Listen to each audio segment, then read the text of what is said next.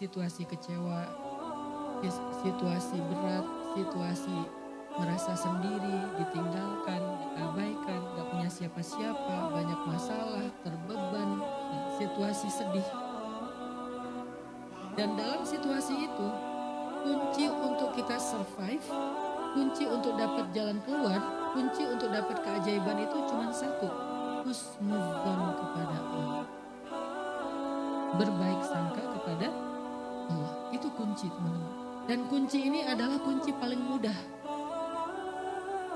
Bukan kata saya, kata ulama dan nanti banyak sekali contoh-contoh kisahnya.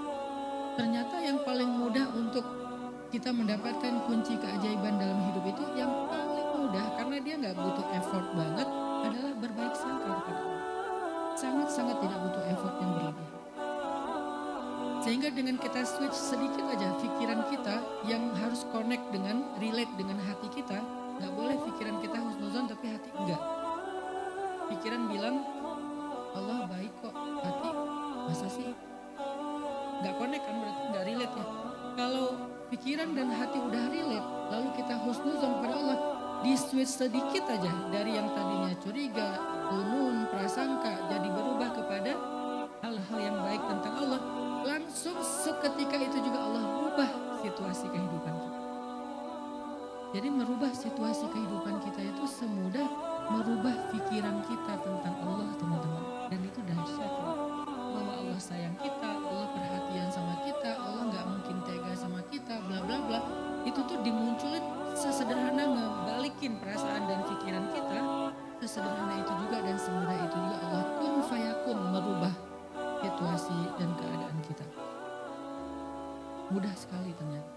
Saya kasih contoh tentang keajaiban husnuzon yang ekstrim dulu. Nabi pernah bercerita, nanti di hari kiamat ada 4 orang ahli neraka. Yang mereka itu banyak dosa, durhaka, kufur kepada Allah. Mereka itu diazab di dalam api neraka, kemudian setelah sekian lama dikeluarkan dari api neraka. Dikeluarkan dari api neraka untuk dihisap. Apakah dosa mereka udah habis? Ketika 4 orang ini dikeluarkan dari api neraka, kata Nabi, dihisap, ternyata dosa mereka belum habis. Maka kemudian Allah mengatakan, kembalikan mereka ke dalam neraka. Kembalikan mereka ke dalam neraka. Tiba-tiba ketika malaikat menarik mereka ke neraka, salah satu di antara mereka itu menoleh ke belakang, melihat ke Allah. Walaupun bagaimana melihat ke Allah, Allah lebih tahu.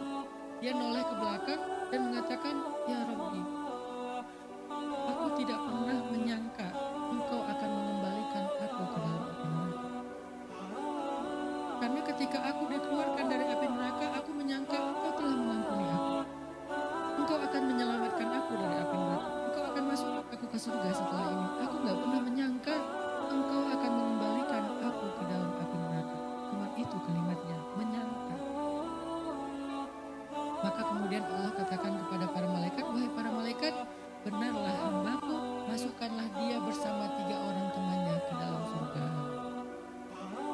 Hanya dengan dia berbaik sangka kepada Allah, yang harusnya dia adalah ahli neraka, tiba-tiba Allah ganti menjadi ahli surga. Sesederhana itu merubah situasi seseorang. Dari ahli neraka langsung berubah menjadi ahli surga. Hidup kita seberat apapun bukan neraka. Gak seberat siksaan api neraka. Hidup kita itu hanya ujian-ujian, musibah-musibah yang kalau ditimbang dengan api neraka itu tuh gak ada apa-apanya. Bahkan bisa dibilang itu masih nikmat. Kalau api neraka aja Allah bisa merubah sekejap hanya dengan berbaik sangka kepada Allah, bagaimana lagi dengan hidup. Sehingga ketika dia bilang, ya Allah, aku gak pernah nyangka Engkau akan memasukkan aku lagi ke dalam api neraka. Gak pernah nyangka, di sini bukan nuduh ya, tapi dia menyampaikan isi pikiran dan hatinya. Aku gak nyangka ya Allah, karena aku pikir Engkau telah mengampuni aku. Allah katakan, aku mengampuni dia, dan benarlah prasangka dia kepada aku, masukkan dia ke dalam surga, karena ana inda dhanni abdi bi, aku tergantung prasangka hamba kepada aku.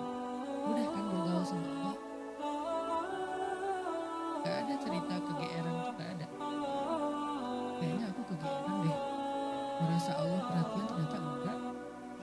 merasa Allah kayaknya sayang banget sama aku, ternyata enggak. Enggak ada cerita ke Allah tuh kegeeran kitanya tuh enggak ada. Karena semakin baik prasangka kita kepada Allah, maka seperti itulah Allah kepada kita bahkan lebih. Kegeeran itu hanya muncul dalam bergaul dengan manusia. Dan seringnya memang kayak gitu. Memang kitanya aja yang GR. Aku kira dia baik sama aku kira dia bakal maafin aku kira ini kan zon, prasangka kan? Dan kita selalu aku kira yang baik-baik tentang orang lain, dan seringnya, walaupun gak selalu, seringnya kecewa. Karena dia ternyata gak kayak gitu.